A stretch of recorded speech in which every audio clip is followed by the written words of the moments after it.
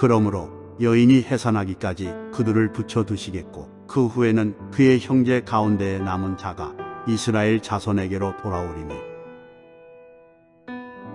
미가 선지자는 이스라엘 민족의 상황이 절망적인 그런 것들에 대해서 말씀하셨습니다. 그것은 그들이 하나님의 뜻을 저버리고 세상을 의지하고 하나님을 버린 그러한 일들로 인하여서 이방 나라의 침입을 받고 그리고 포로로 잡혀가는 그러한 불행한 역사가 있을 것이다. 그러나 그 가운데서도 하나님께서는 그들을 완전히 버린 것이 아니고 또 새롭게 그들을 세워주시기를 원하셔서 메시아가 그들 가운데 임하게 되어질 것을 말씀하고 있는 내용을 5장 2절로부터 보게 되어집니다. 그래서 2절에서는 베들레헴에서 출생하셔서 선민을 이스라엘 백성을 구원하실 메시아의 기원이나 또는 능력이 매우 초월적인 것이라고 하는 사실을 강조하고 있습니다. 구체적으로 메시아가 어디 지역에서 태어날 것이다. 베들레헴에서 태어날 것이다. 베들레헴은 작은 곳이지만 그러나 그곳에서 세상의 왕이 태어나는 큰 곳이 될 것이다. 이렇게 말씀을 주시고 있는 것입니다. 그리고 이제 3절에서는 이 메시아의 탄생을 기점으로 해서 이스라엘의 남은 자들과 그리고 그들이 대회심이 일어나는 사건이 계속 이루어질 것이라고 하는 것을 말씀하고 있는 내용을 보게 되어집니다. 그래서 오늘 3절에 보면 이스라엘이 이방 나라에 멸망한 뒤에 포로된 상태로 있을 것이라고 하는 내용을 말씀하고 있습니다. 그런데 이 내용이 그러므로라고 하는 접속사로 연결되어지고 있습니다.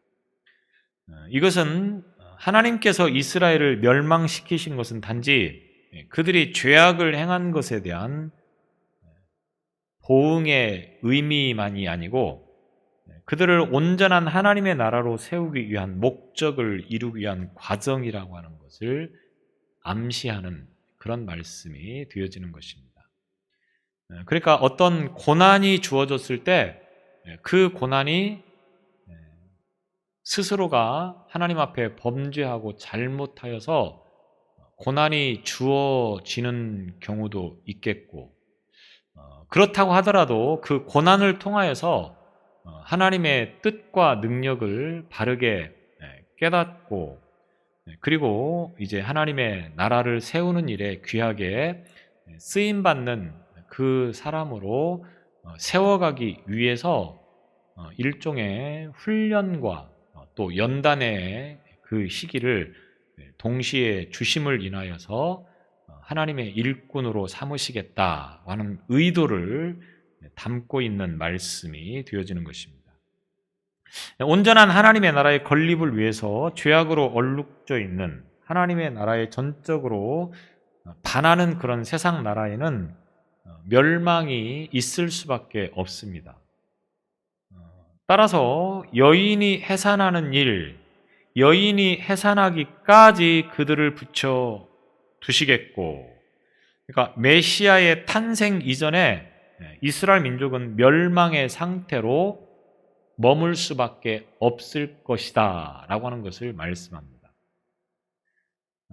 이 미가서의 말씀처럼 이스라엘이 후에 바벨론에 의해서 멸망을 당하고 그리고 70년 만에 다시 고국으로 돌아오기는 하지만 그것이 완전한 해방을 이룬 것이 아니고 그 바사의 고레스 왕의 정책에 의해서 고국으로 돌아오는 그런 일들이 벌어지기는 합니다.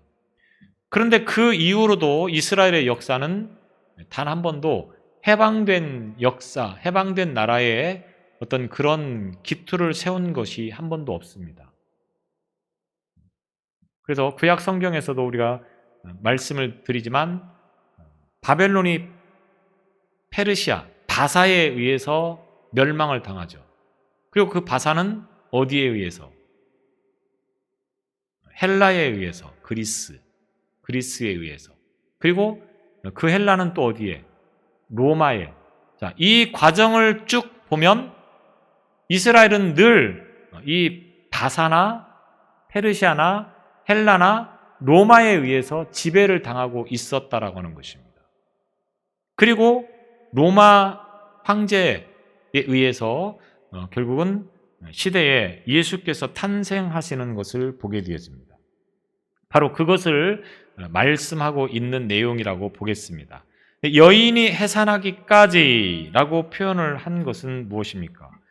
메시아의 오심을 여인이 해산하는 것으로 묘사를 하고 있습니다. 창세기 3장 15절 말씀에 보면 장차 여자의 후손이 뱀의 머리를 상하게 할 것이다 라고 말씀을 하고 있고, 이 말씀을 우리가 원시복음이다 이렇게 말씀을 드렸습니다. 굉장히 처음 듣는 이야기처럼 반응을 보이시는데, 창세기 3장 15절을 우리가 원시복음이다. 왜냐하면 뱀의 머리를 상하게 할 분이 여자의 후손이기 때문에. 여자의 후손은 누굽니까?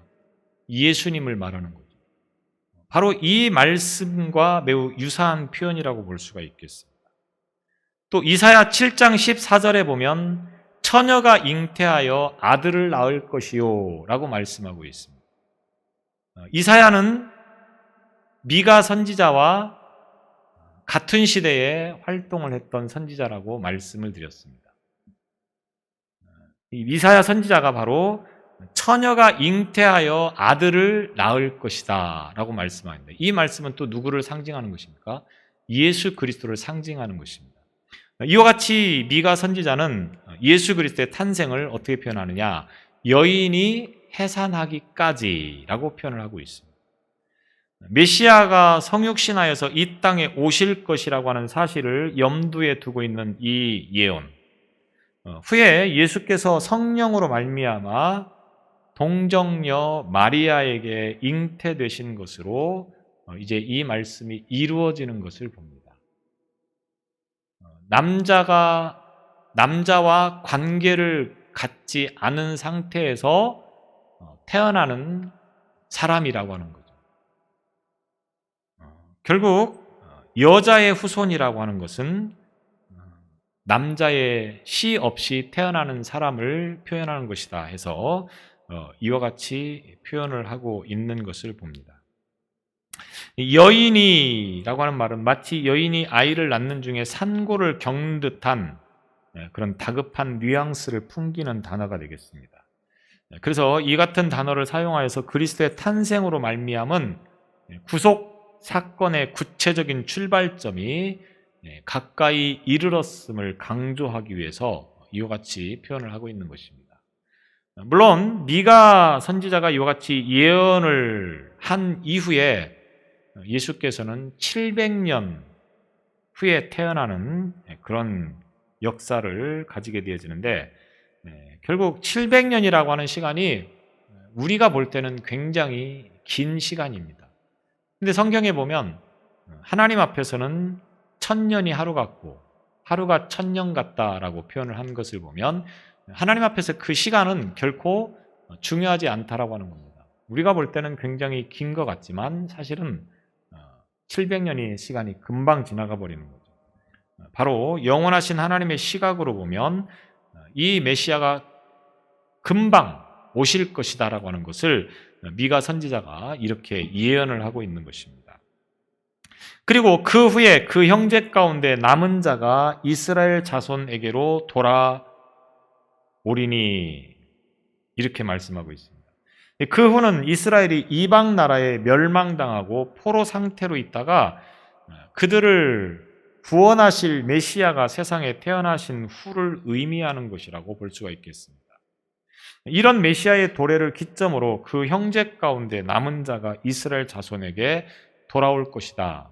문자적인 의미에서는 1차적으로 이 말씀의 상징성은 무엇입니까? 바벨론에 포로로 잡혀갔던 자들이 일부 귀환을 하게 된다. 고국으로 돌아오게 된다고 하는 것을 말씀하고 있는 것입니다. 그런데 궁극적으로는 아까 말씀을 드렸지만 이스라엘이 포로에서 돌아왔다고 하여서 그것이 완전한 해방을 의미하는 것은 아니라고 하는 겁니다. 왜? 여전히 나라는 주권을 상실하고 이방에 의해서 지배를 당하고 있었기 때문에 참 자유는 없었다고 하는 거죠. 그렇기 때문에 이 말씀을 통해서 결국 주시고자 하는 것은 뭡니까? 메시아가 오셔서 완전한 하나님의 나라가 세워져야 비로소 이 말씀이 완성되어진다고 하는 것을 보여주고 있는 것입니다. 그래서 잘 가깝게는 메시아가 탄생하는 것, 그러나 최종적인 그런 것은 결국 예수께서 재림하셔서 이 세상을 완전히 멸하시고 하나님 나라를 세우는 그때까지도 바라볼 수 있는 그런 말씀을 우리가 여기서 볼 수 있다라고 하는 것입니다.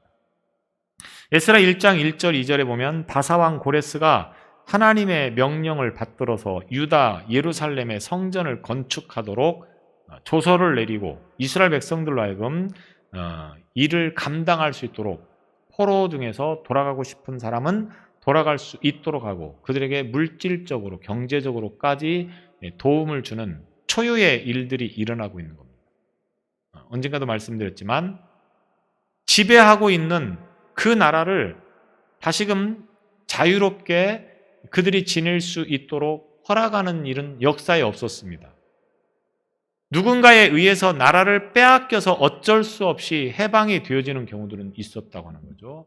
우리나라처럼 세계 많은 나라들이 어떤 지배에 의해서 이제 그런 상황에 있었지만 그러나 그 나라들이 독립을 할 때에는 자발적으로 너희 독립해라라고 놓아준 그런 일은 없습니다. 전쟁에서 패해야만이 그런 일이 일어나게 되어지는 거죠. 그런데 이 초유의 사건이 일어나게 되어진다고 하는 겁니다. 왜? 하나님께서 개입하셔서 역사를 움직이셨기 때문에 하나님께서 그렇게 하실 것이라고 미리 예언을 하셨고 말씀을 하셨기 때문에 그 말씀은 이루어져야 된다고 하는 겁니다. 그래서 전혀 예상치 못했던 페르시아의 왕이었던 고레스가 포로된 사람들은 각자 고국으로 돌아가기를 희망하면 누구든 다 고국으로 갈 수 있도록 그렇게 조서를 내렸다고 하는 것입니다. 이 조서에 의해서 결국은 이스라엘 민족이 다시금 고국으로 귀환할 수 있었다라고 하는 것입니다. 그래서 여호와에 의해서 기름 부음을 받은 자라고 이 고레스를 이사야 45장에 보면 표현을 하고 있기는 합니다. 그런데 오늘 이 궁극적으로 미가서를 통하여서 주시고자 하는 메시지는 그 고레스의 어떤 칙령에 의한 것을 말하는 것이 아니고 결국은 예수께서 오셔서 이 세상의 왕이 되시는 그러한 것을 염두에 두는 그런 말씀이라고 볼 수가 있겠습니다. 이 가운데 이제 결국 이 모든 일을 이루는 것은 누가 됩니까? 남은 자가 이스라엘 자손에게로 돌아오리니 라고 말씀하고 있는데 남은 자는 포로에서 다시금 이스라엘로 돌아오는 자들을 가리키는 것이지만 그러나 여기서 역시 남은 자도 1차적으로는 그 고국으로 돌아오는 사람을 말하는 것이지만 더 궁극적으로는 신앙을 지키는 그래서 하나님 나라를 세우는 그런 사람들을 가리키는 표현이라고 볼 수가 있겠습니다. 그래서 믿음을 지키는 어떤 상황에서도 흔들리지 않고 그 믿음을 지킨 자들에 의해서 하나님의 나라는 계속 세워져 가고 있다고 하는 것을 말씀하려고 하는 의도가 이 말씀을 통하여서 주시는 말씀이라고 하는 것입니다. 그리고 이 말씀은 결국 오늘 우리가 예수 그리스도를 믿는 우리가 비록 유대인이 아닌 이방인이지만 예수 그리스도를 믿음으로 말미암아 하나님 나라의 일들을 감당하고 있는 이와 같은 일들을 하고 있는 사람들을 결국은 이 남은 자라고 표현을 하여서 신앙을 지켜가도록 하고 있음을 보게 되었습니다. 어느 시대든 남은 자, 믿음을 지킨 자들은 하나님의 나라를 위해서 귀하게 쓰임받는 것이고 그 남은 자들을 통해서 결국 하나님의 나라는 세워져 가고 있다고 하는 것을 저와 여러분이 기억할 수 있기를 바랍니다. 그러므로 우리가 지금 살아가는 이 순간에도 내가 바로 남은 자의 신앙을 가지고 하나님의 나라를 더욱더 세워져 가는 그러한 귀한 믿음의 삶을 살아가는 오늘 저와 여러분이 될 수 있기를 바랍니다. 기도하시겠습니다. 하나님의 나라를 세워가기 위하여 남은 자의 신앙을 허락하신 하나님 아버지, 어느 시대를 막론하고 타락하고 또 하나님을 떠나서 우상을 숭배하고 결국은 하나님의 심판을 받을 수밖에 없는 일들이 끊임없이 일어난다 할지라도 그 가운데 남은 자의 신앙을 가진 자를 통하여서 하나님의 뜻을 세워감을 보게 되어집니다. 이 시대에도 수없이 많은 모습들이 하나님의 뜻을 버리고 타락하여 악한 길로 가고 있지만 우리로 하여금 이 남은 자의 신앙을 지킴으로 인하여 하나님 나라를 지켜가는 세워가는 거룩한 믿음의 승리자들이 될 수 있도록 은혜를 베풀어 주옵소서. 이 믿음을 끝까지 지켜갈 수 있도록 복 주시기를 원하며 예수님 이름으로 기도드리옵나이다. 아멘.